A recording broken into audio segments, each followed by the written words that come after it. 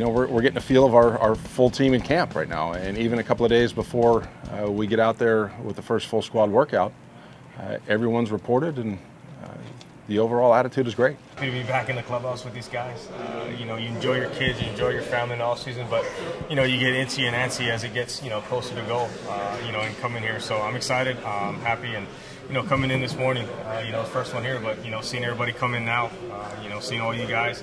This is what it's all about. Learning about Vic last year is that he never wants to come out of the game, and even when he's not 100% physically.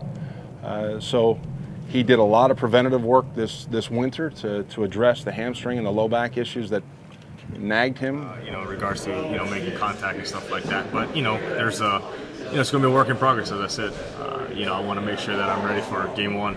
Johnny, what was unique about last year was his production against righties and lefties. You know, it was a little bit reversed from what his career path has shown. So I think just the overall production against lefties to get back to its normal level of the couple years prior to coming here.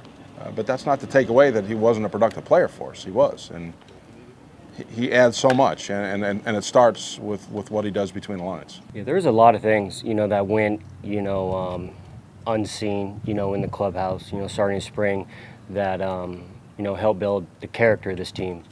You know, when you talk about a team that, you know, didn't lose 4 games all year, that's a lot more than just, you know, athletic and physical and talent, you know, in between the lines. You know, a lot of, you know, mental areas, you know, go into that as far as turning the page, win or loss, you know, nipping stuff in the butt early to where you don't go on a slide. He makes people around him better through confidence, through conversation about the game.